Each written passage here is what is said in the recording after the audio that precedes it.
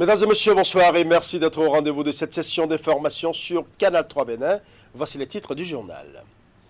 Le trio Malik, Bida, Monifa se présente aux militants du Parti Bloc républicain de la 13e circonscription électorale.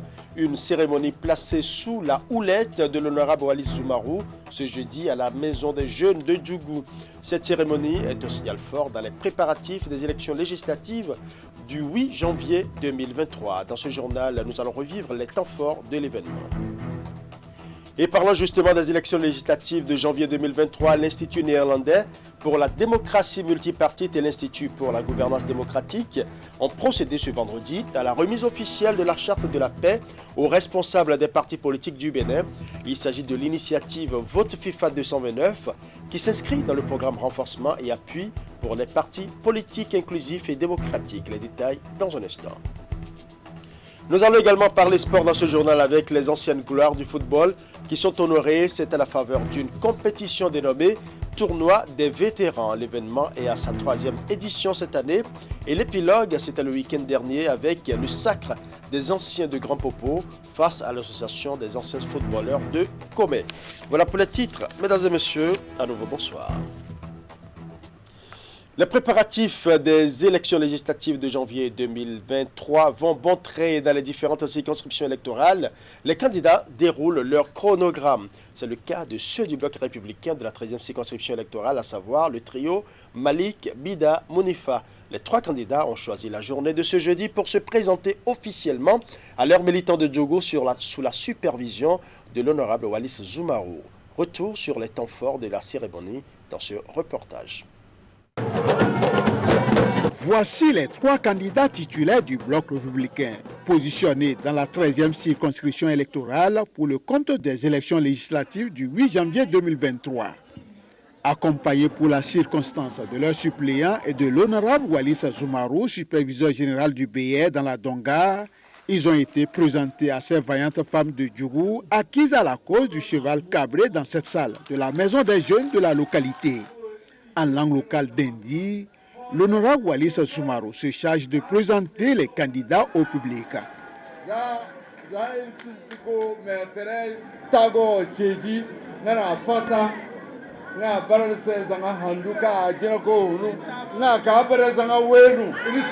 Nous avons 3 candidats. Le premier, c'est Malik Gomina, c'est le maire. On vient de sortir d'une élection où c'est la tête de Malik qui était visible par tout le monde. Et donc, si on doit procéder à d'autres élections et qu'on le met devant, on n'a aucun doute. Après, c'est Bida. Bida, encore, c'est un ancien.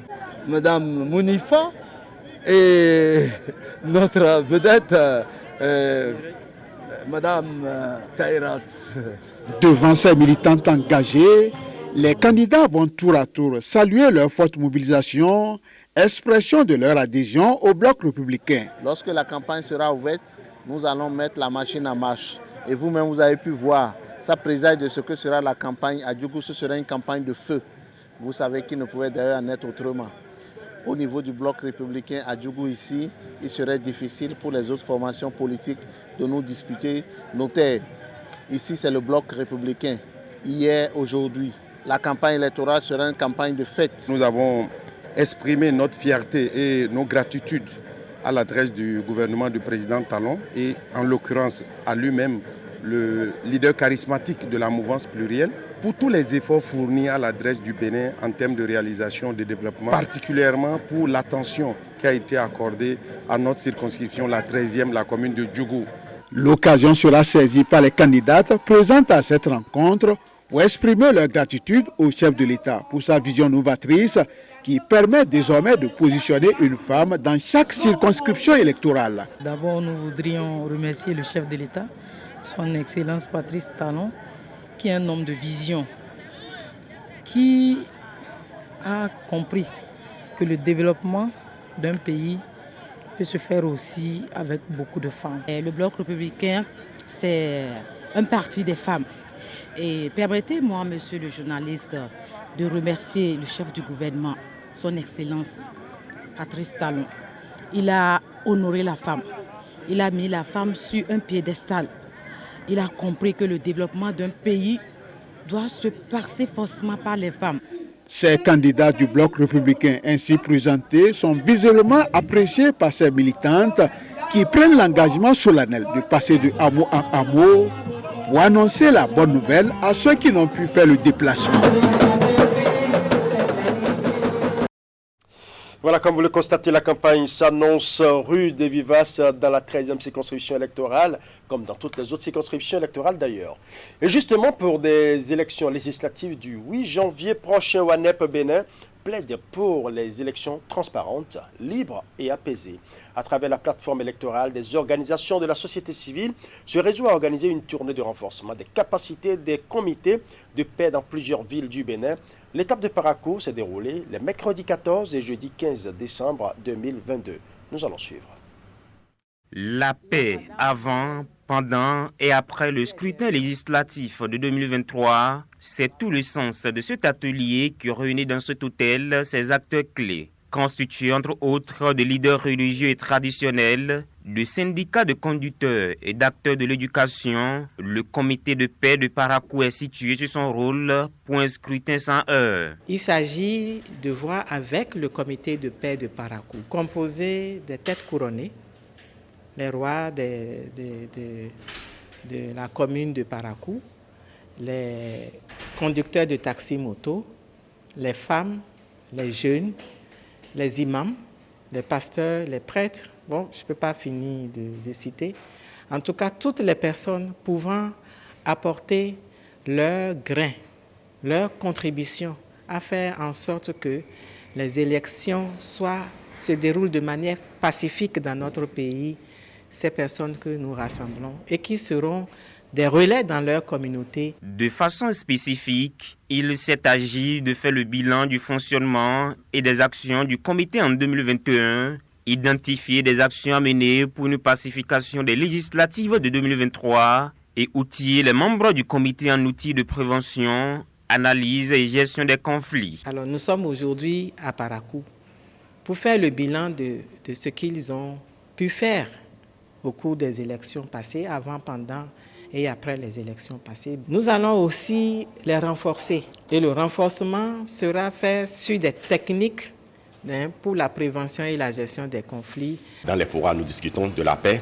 On fait des séances de sensibilisation sur la paix. On va au niveau de ces petits groupes qu'on appelle des FADA.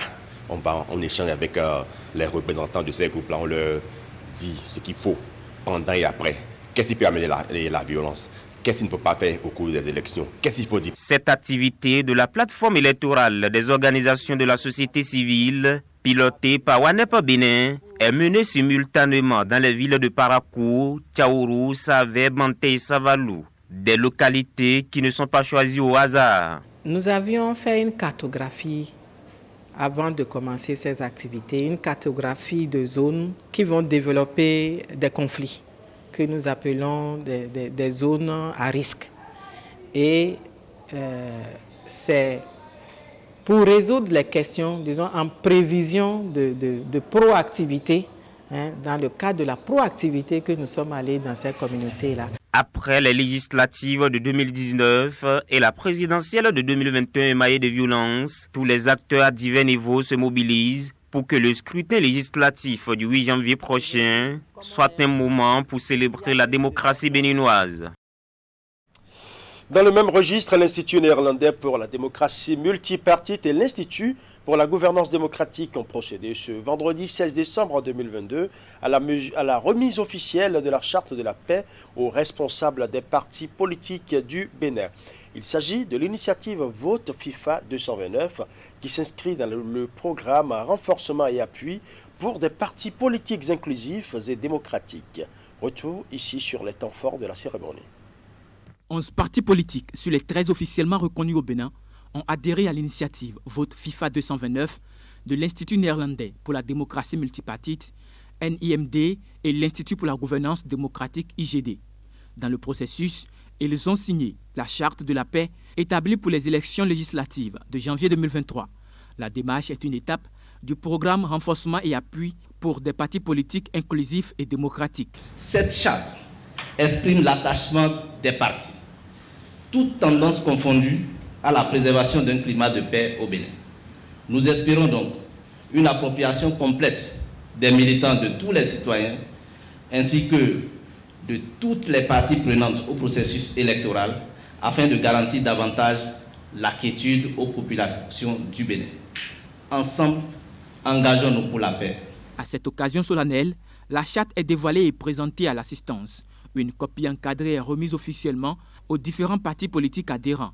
Ceux-ci sont invités à renouveler leur engagement pour la tenue des élections pacifiques au Bénin. Je crois que c'est une très bonne initiative que les organisateurs ont mis sur pied et en tant qu'opposition constructive, puisque l'avenir de l'Afrique, c'est l'opposition constructive, c'est notre idéologie. Naturellement, nous sommes preneurs de tout ce que vous êtes en train de faire. Nous sommes ici engagés résolument pour la préservation de la paix, pour que, ensemble avec les autres partis en lice, la paix, l'esprit de la paix soit véritablement un acquis pour tout un chacun.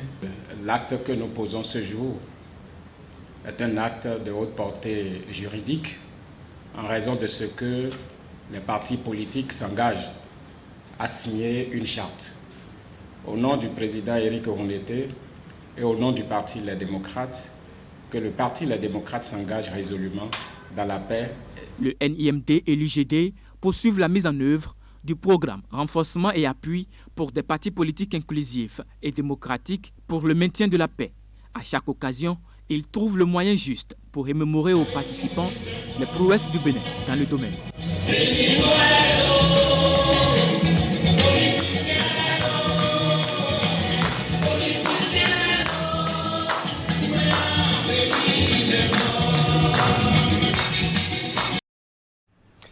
Dans un tout autre registre, la Direction générale de l'ASP2E et son ministère de tutelle s'assurent de la disponibilité de l'énergie électrique en période de fin d'année. C'est ce qui justifie la descente conjointe effectuée ce jeudi sur 2 sites de distribution et de fourniture de cet intrant majeur. À Védocor et à Bedromende, le constat est reluisant à l'appui financier substantiel des États-Unis d'Amérique à travers le volet énergie du MCA Bénin 2 a porté ses fruits. Reportage. Le vent qui souffle sur ces installations est nouveau, la résultante d'une vision, le concours financier d'un partenaire de choix et la franche collaboration d'entités techniques de facture, la CEB, la SBEE, le MCA Bénin 2 pour rendre disponible de l'énergie électrique en tout temps et en tout lieu. Le constat tient de la descente du ministre Dona Jean-Claude Oussou. Première étape, le site de Védocor, dans la commune de Cotonou. Ici, ça fait 210 MVA augmentés en capacité, alors que la capacité existante est de l'ordre de 80-90 MVA.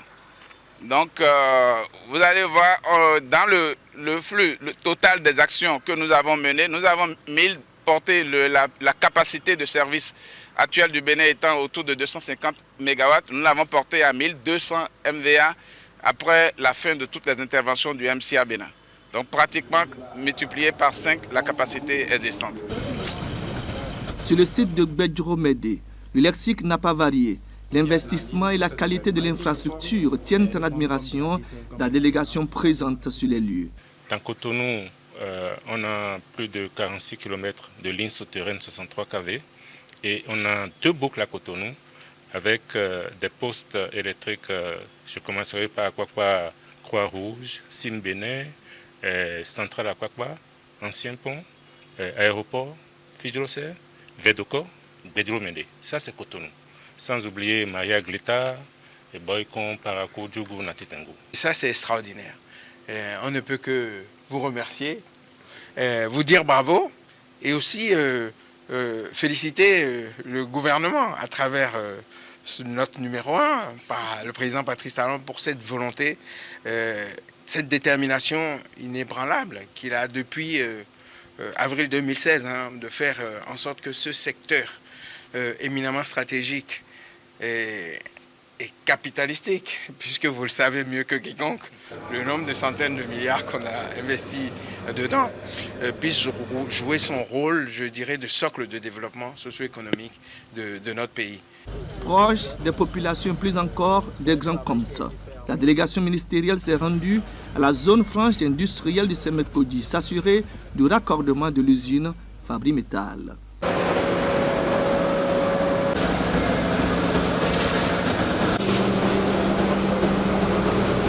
L'objet de notre visite est de visiter ce gros client industriel avec qui nous collaborons depuis de nombreux mois afin de pouvoir le raccorder au réseau de la SB2E, ce qui est chose faite aujourd'hui.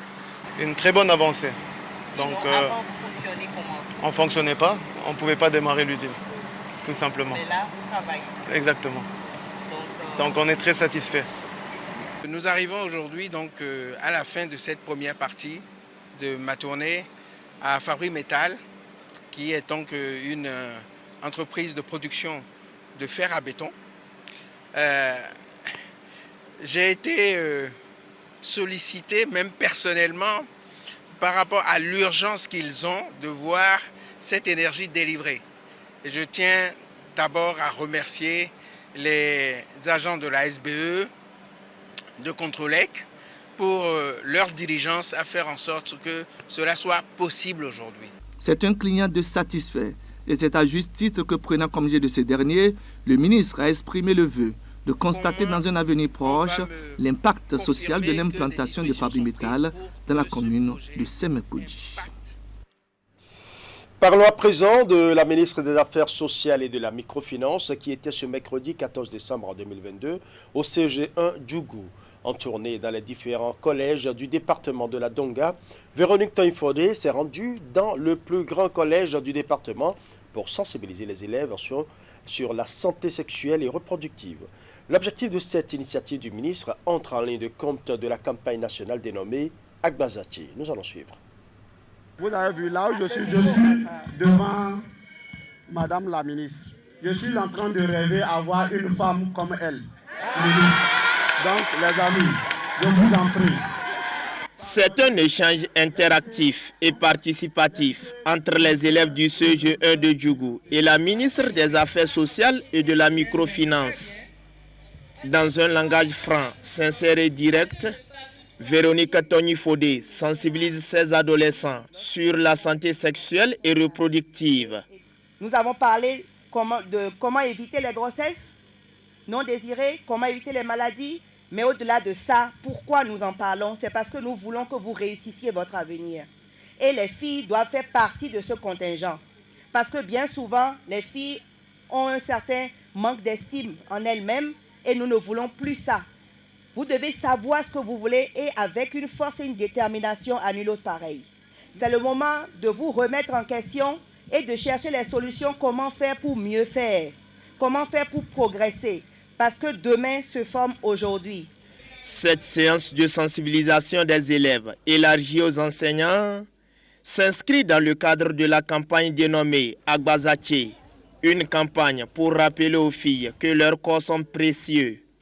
Occasion propice pour la ministre d'exhorter les élèves à s'adonner au travail. Donc vous devez avoir confiance en vous. Vous avez un cerveau, vous avez tous un cerveau et vous devez l'utiliser.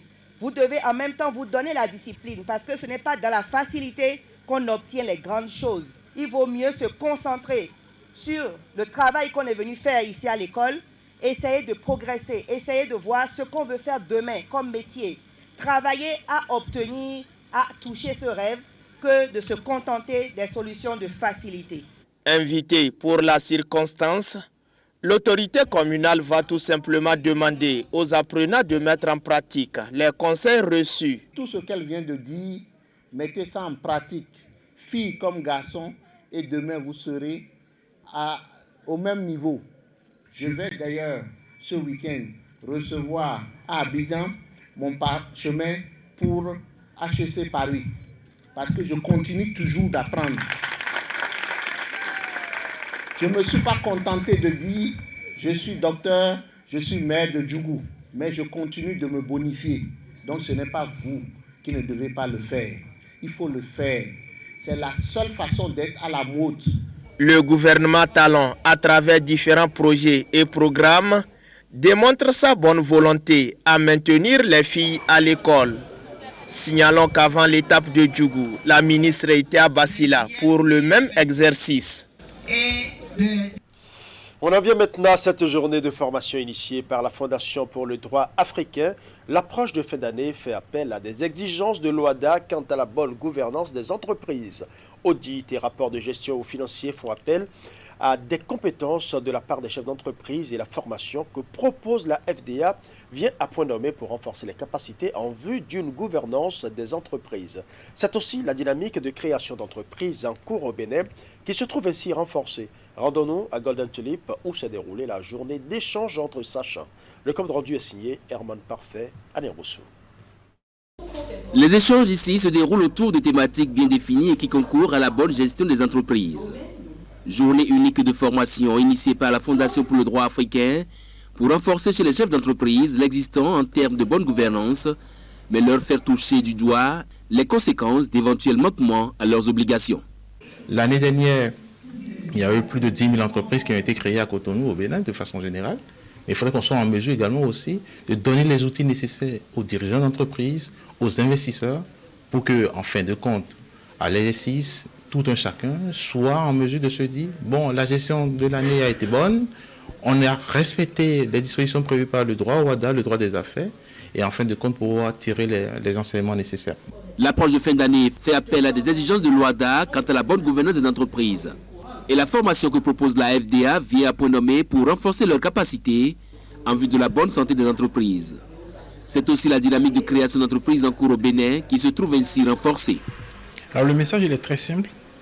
Il consiste à indiquer aux différents participants, selon leur position, leur fonction, s'ils sont des avocats, s'ils sont des juristes en entreprise, que lorsqu'ils sont amenés à interagir avec des sociétés ou des personnes qui travaillent dans des sociétés, il est important qu'ils sachent qu'il y a des mécanismes et des outils qui sont prévus par le législateur pour permettre de contrôler l'action des dirigeants d'une société. Entre gouvernance des entreprises au Bénin à la loupe des exigences de fin d'année et la présentation des états financiers de synthèse selon le type d'entreprise, les participants ont également passé en revue les outils de contrôle des associés en fin d'exercice et les modèles de présentation du rapport de gestion des entreprises. On a fait appel également aussi à un expert comptable, parce qu'il est vraiment important quand on parle de bilan financier, etc. et tout, ce sont à ceux-là qu'on fait généralement recours pour intervenir, etc. et tout. Et le dernier formateur, le dernier intervenant, c'est un magistrat, un juge, comme je l'ai dit un peu plus tôt, pour essayer de nous présenter le tableau des sanctions qu'on encourt en cas de mauvaise gestion, en cas de mauvaise gouvernance, etc. et tout. Donc voilà un peu le profil des formateurs que nous avons eu au cours de cette session de formation. Oui, l'initiative est louable parce qu'aujourd'hui, vous voyez, nous sommes au Bénin. Il y a le gouvernement qui encourage plus la création des entreprises, des sociétés. Mais il faut que ces sociétés, les dirigeants, même les responsables de ces sociétés puissent être formés afin que ces sociétés participent réellement à l'émergence pour qu'on puisse révéler réellement le Bénin. Venir en aide aux chefs d'entreprise pour leur éviter une mort subite, tel est le pari que se donne la Fondation pour le droit africain.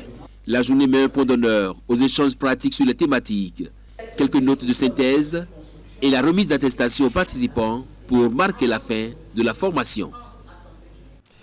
L'association professionnelle des banques et établissements financiers, le Comité monétique national et le JMEMOA ont procédé ce jeudi 15 décembre 2022 au lancement officiel de la campagne de promotion du paiement par carte bancaire.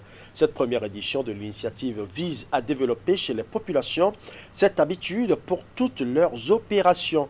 La cérémonie de lancement des journées d'animation commerciale de la carte bancaire du Bénin a eu lieu en présence de plusieurs opérateurs économiques. Reportage.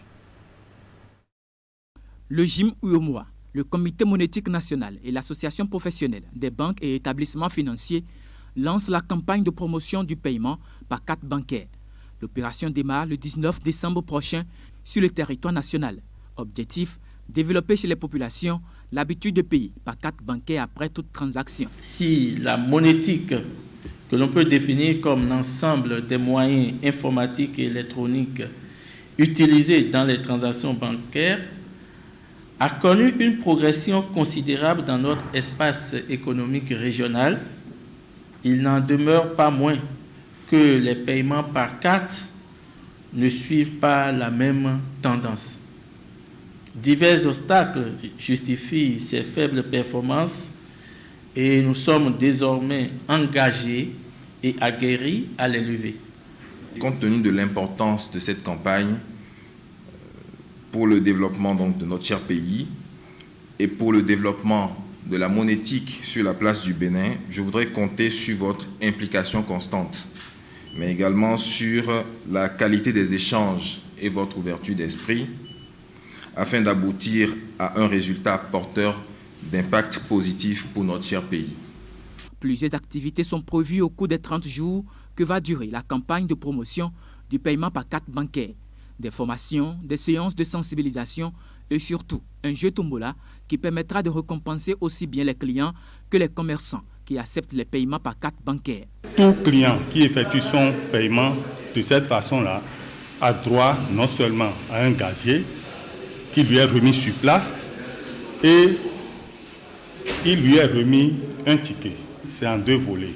Il y a un qui porte la mention cabinet Maître Gounadon qu'il met dans une urne préparée à cet effet et garde le second jalousement.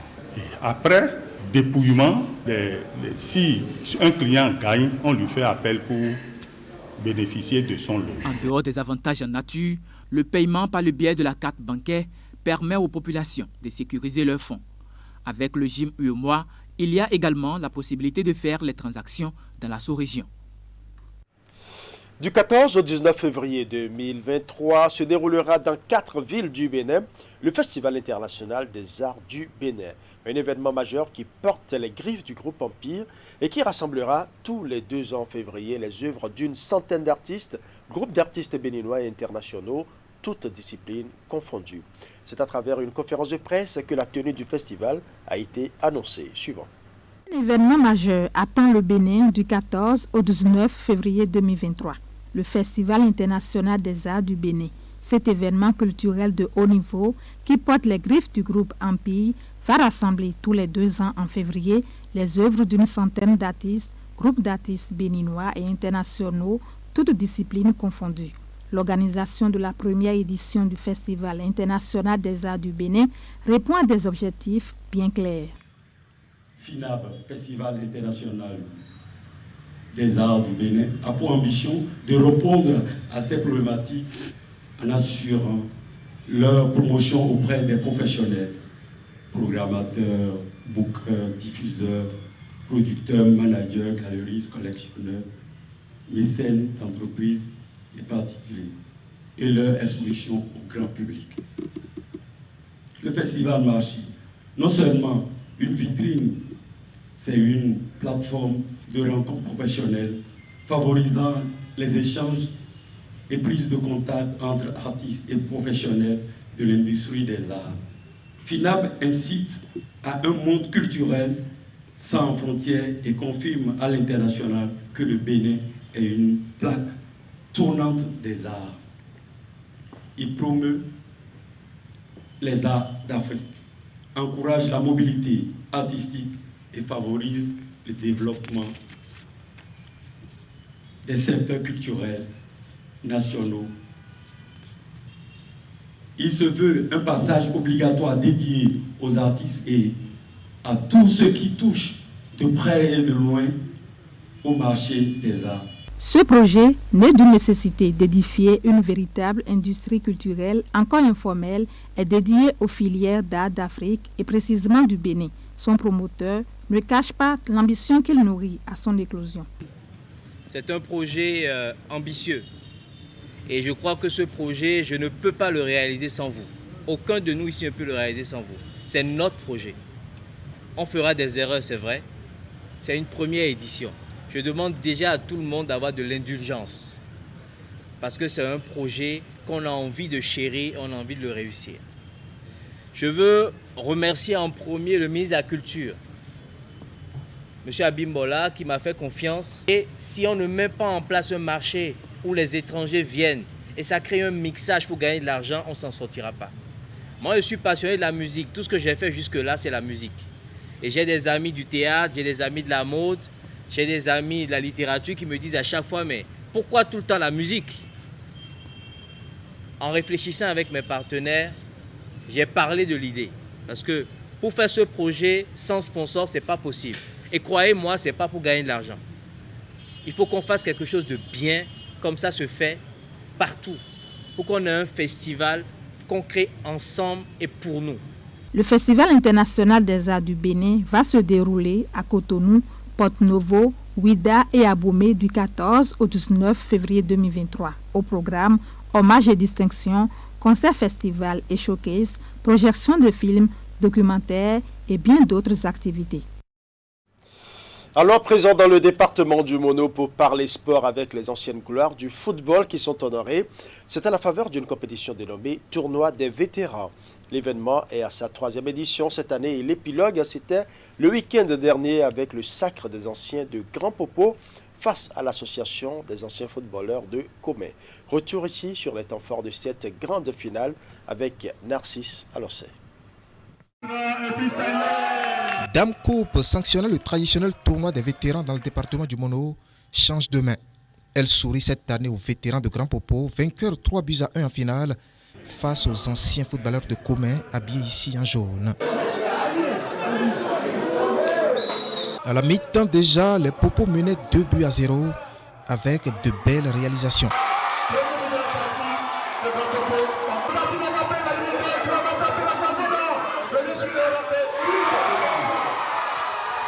Une avance qu'ils ont confortée au retour des vestiaires sur pénalty suite à une faute sur un des leurs en pleine surface de réparation.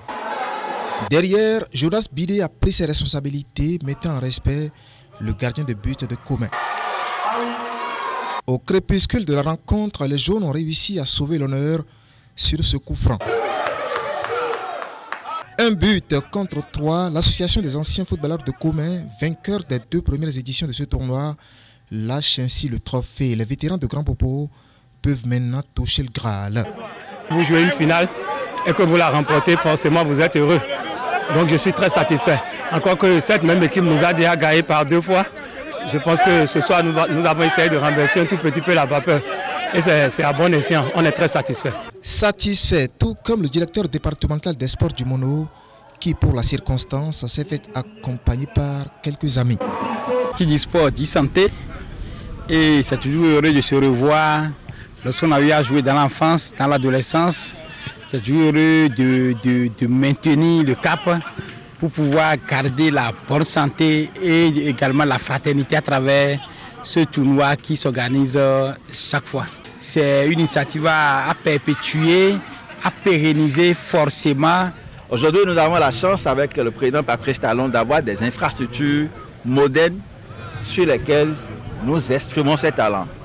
Et je reste persuadé que si vous avez eu de ces infrastructures par le passé, votre parcours aurait encore eu un autre sens.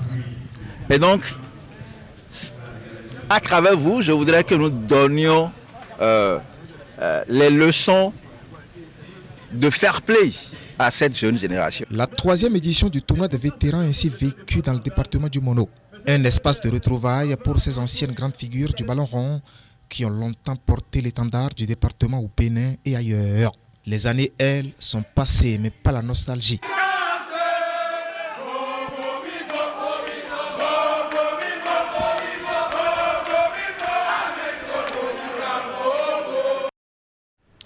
Voilà, ainsi se referme ce journal. Merci pour votre aimable attention. Tout le plaisir était pour moi de rester en votre compagnie. Bonne soirée chez vous et surtout bon début de week-end.